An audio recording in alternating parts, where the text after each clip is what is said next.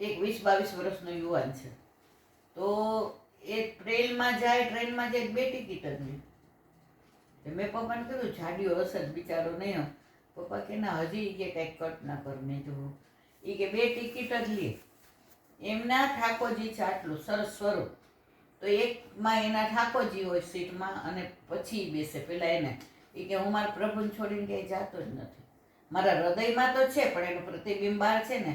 તો હું ચાલું તો મારો પડછાયો મારી હારે જ જોઈએ તો સાથે જ રાખ. એટલાન્ટિકાનો આપણો તો હોય, આપણામાં તો કોઈ આવું કરતું જ નથી.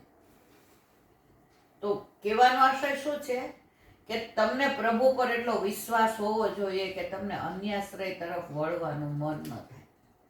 તો આ લીલા બધી વચનામૃતની. હવે યમનાષ્ટક.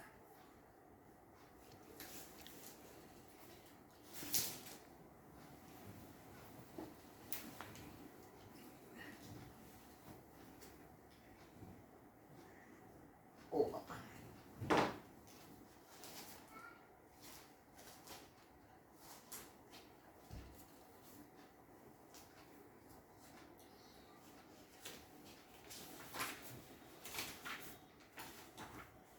જો કાલે આપણે અનંત ગુણ ભૂષિતે શિવ વિરમચિર ઘન ઘન નિભે સદા ધ્રુવ પરાશરા ભીષ્ટદા. ઘના ઘન એટલે શું? ઘન એટલે ઠાકોરજી અને પ્રવાહી એટલે યમુનાજી. ઠાકોરજીનું જ બીજું સ્વરૂપ. આની અંદર 7 ઐશ્વર્ય ઠાકોરજીના અને સપ્તમી ભક્ત બધું આપી દીધું છે. હવે એનું વિશ્લેષણ તો આપણે હમણાં ગુજરાતીમાં એ ઓથેન્ટિક જોઈએ. એમાં આજે શબ્દો ફેર ના ચાલે. એટલે હું આ ગુજરાતી લઈને બેઠી છું કે ગુજરાતીમાં જ તમારે સમજવું પડે. એમાં ભાવનો સેજ બી અભાવ થાય એવો શબ્દ વપરાય નહીં. કારણ કે આ વલ્લભની ઘણા એ કે જે કે આ ઓલું અમે યમનાષ્ટક સમજાવતા હોઈએ વલ્ભાખ્યાત, તો કે જે એમને સમજાવો ને, પણ વલ્લભની વાણી તમે મુખથી બોલો નહીં ને ત્યાં સુધી તમારી અંદર એ ભાવ જ ના આવે. વલ્લભની વાણી જ પ્રમાણ છે. આપણે તો બધા થૂક ઉડાડવાના છીએ. એટલે આ પુસ્તકમાં ગુજરાતીમાં ખાલી અનુવાદ છે પણ એ અવશ્ય વાંચવું જોઈએ કારણ કે વલ્લભની વાણી છે. પછી શું કે ઘના ઘના નિભે સદા. ઠાકોરજી અને યમુનાજી અલગ નથી. તમારે ઠાકોરજીને મેળવવા હોય તો યમુનાજી જ કૃપા કરે. તમારું પોતાનું એકલાનું સામર્થ્ય જ નથી. આજે તમે ગમે ત્યાં જવું હોય તો તમે વાહનમાં, મોટરમાં જાઓ, ગાડીમાં જાઓ, તમે સાયકલ ઉપર જાઓ, ચાલીને જાઓ, પ્લેનમાં જાઓ, પણ તમારે કોઈક સાધન તો જોઈએ જ. તમે બેઠા બેઠા એમ કહો કે અત્યારે આવી ગયું ન્યુયોર્ક અમેરિકામાં, ના, તમે એવું ના કરી શકો. તો તમારે સાધન. તો યમુનાજી પાછા સાધન નથી. હવે આજે આરાધ્યએ નક્કી કર્યું કે મારે અત્યારે મમ્મી તું મને ગાર્ડનમાં લઈ જા. તો એ એકલો ગાર્ડનમાં જઈ શકવાનો નથી. તો એને એની મા ભેગું જવું પડશે, કાં મારી ભેગું આવવું પડશે, દાદા ભેગું જવું પડશે. તો એ સાધન છે. પણ ગાર્ડનમાં પહોંચ્યા પછી તો સાધન આપણા કયા છે? આ બધું કરીએ છીએ, સત્સંગ કરીએ, સેવા કરીએ, પણ આ યમુનાજી છે ને એ આપણું ગંતવ્ય સ્થાન છે.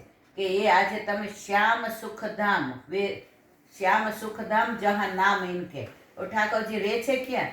જ્યાં યમુનાજીના ગુણાનુવાદ થતા હોય ત્યાં યમુનાજી હોય જ. તો શ્યામ સુખધામ એટલે ઘના ઘર. પછી શું કે ધ્રુવ પરાશરા ભીષ્ટ દે. બધા સ્તુતિ કોણ? ધ્રુવ ને પરાશર. હવે એ બધી વાર્તા આપણને ખબર છે એટલે આપણે કરતા નથી. ધ્રુવ કેટલા કરોડો વર્ષ પહેલા ધ્રુવે તપ કર્યું. તો યમુનાજી તો ત્યારના છે. સૌથી દુનિયામાં પુરાણા હોય તો યમુનાજી છે બધી નદીઓ પછી, કારણ કે યમુનાજી નદી નથી. તો ધ્રુવ જ્યારે તપ કરવા નીકળ્યા, હવે નાના હતા, 5 વર્ષના, તો નારદજી મળ્યા. તો નારદજી એમ ન કીધું ગંગા કિનારે જાઓ, વનમાં જાઓ, ઉપવનમાં જાઓ, હિમાલયમાં તપ કરો, એવું કાંઈ ન કીધું. એને ખબર હતું આ બાળક તપ કરી કરીને શું કરી શકશે, પણ એનું સામર્થ્ય શું. પણ એને જો ઠાકોરજીને, એને બ્રહ્માજીને, શંકર, એ કાંઈ નહીં, એને ઠાકોરજીને જ મળવું હતું. કોને મળવું હતું? ઠાકોરજીને. તો નારદજીએ શું કીધું? યમુના કિનારે જાઓ. કેમ બીજાનું કોઈ ન કીધું? કારણ કે યમુનાજીને સતત સંયોગ છે એટલે પ્રભુ ત્યાં તો છે જ. તો યમુનાજી કૃપા કરે તો ધ્રુવને મળ્યા વિના રહે નહીં. તો અહીંયા આવ્યા અને અહીંયા એમણે શરૂઆતમાં તો ઓલા 6 મહિના ખાલી ફરાળ કર્યું, ફળાહાર કર્યો, પછી ખાલી એક પગે ઊભા રહ્યા, પછી ખાલી વાયુનું પાન કર્યું, એટલે બધું કર્યું. છેલ્લે યમુનાજી એવી કૃપા કરી કે પ્રભુ હવે આને આપણે દર્શન આપ્યા વિના છૂટકો નથી. તમે અત્યારે વ્રજમાં જાઓ ને આરાધ્ય, તો મધુવન પાસે ધ્રુવનો ટીલો છે, કેવા સરસ છે ને, તમે જુઓ એટલા રળિયામણો છે, જગ્યા તમને ચારે બાજુ ઘેઘૂર વનરાય છે, ચારે બાજુ ઘેઘૂર વનરાય છે.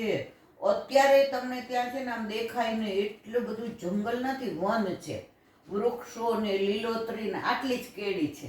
એટલે તમે જાઓ ને એટલી કેડીમાં ચાલો ને તમે ફીલ કરો અહીંયા ઠાકોરજી બિરાજે જ છે. અને પછી તમે ઉપર જાઓ ને તો ધ્રુવજીનું મંદિર છે, ધ્રુવ બિહારી છે, ઠાકોરજી છે, જે દર્શન આપ્યા હતા. ઠાકોરજીએ દર્શન આપીને ધ્રુવને સ્પર્શ કર્યો હતો. શું કર્યું હતું? કેમ તો સ્પર્શ નતો કર્યો? કારણ કે વૈષ્ણવ સિવાય કોઈને સ્પર્શ હા, કોઈનો અધિકાર જ નથી. અધિકાર આપણે તો રોજ સ્પર્શ કરવા મળે છે. એવું સ્પર્શો આપણે તો આપણે હગે કરી શકીએ, આપણે હક કરી શકીએ. બીજું કોઈ કરી શકે? બીજું કોઈ એને સ્પર્શ કરી શકે? એટલે આપણને કેવો વલ્લભે અધિકાર આપ્યો છે. સવારે કેવા ચરણ સ્પર્શ કરવા જાવ ત્યારે શું પૂછો ઠાકોરજીને? થોડી કરી શકે. એટલે જ તો મંદિરમાં ચરણ સ્પર્શ નહીં કરવા દેતા કે કોઈ અન્ય માર્ગી આવીને ચરણ સ્પર્શ કરી જાય તો. હવે ખાલી વૈષ્ણવ આવે કોઈ. અત્યારે થોડાક મંદિર એવા છે જ્યાં વૈષ્ણવ ખાલી વૈષ્ણવ એક ગુપ્ત મંદિરો છે ત્યાં પછી આપે છે ને ઓલા કે તમે ચરણ સ્પર્શ કરી શકો છો. બેઠકજીમાં જાઓ ચરણ સ્પર્શ કરવા દે, પણ પેલા તમને પૂછે બ્રહ્મ સંબંધ લીધેલું જ? બ્રહ્મ સંબંધ ના હોય તો તમને આપણા પપ્પાના એક ફ્રેન્ડ છે, હું નામ ભૂલી ગઈ, તો એ લોકો ચંપારણ ગયા એટલે બધાય ઝારીજી ભરવા ટોટો તો એ લોકોને એમ કે લાઈનમાં ઊભા રહી જાય, આપણો મેળ પડી જાય, ચરણ સ્પર્શ કરી લઈએ. તો પછી એમનો વારો આવ્યો ને એટલે પૂછ્યું તમારું ગુરુ ઘર કયું? શું બોલે? પછી કે તમારું ગુરુનું નામ શું? પછી કે ભાઈ અમે તો એ કે તો કે કેમ લાઈનમાં ઊભા છે? એ કે અમને એમ કે બધાય જાય છે તો અમારો મેળ પડી જાય કે અમારા વલ્લભના. તમે જુઓ અહીંયા આવ્યા આન્યોરમાં ત્યારે સદુ પાંડુએ પૂછ્યું કે કાંઈ સામગ્રી નહીં લ્યો, હવારના આમ નામ છો કાંઈક તો એ કે લ્યો. તો કૃષ્ણદાસ મેઘોને ચોખ્ખું કહી દીધું કે અમારા વલ્લભ સેવક સિવાય કોઈનું કશું લેતા નથી. એટલે આપણા ગુરુઓ તો કોઈ દિવસ વૈષ્ણવ સિવાય કોઈનું લેતા જ નથી. હું નામ નહીં દઉં, હું એક ગુરુ ભેગી ગઈ હતી, આપણે ખબર છે ને, એક જગ્યાએ પધરામણી હતી.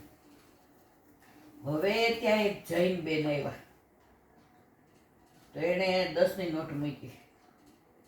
હવે ચરણ સ્પર્શ બધાએ કર્યા, પધરામણી હતી લગભગ 10-15 હજાર રૂપિયા ભેગા થયા હતા.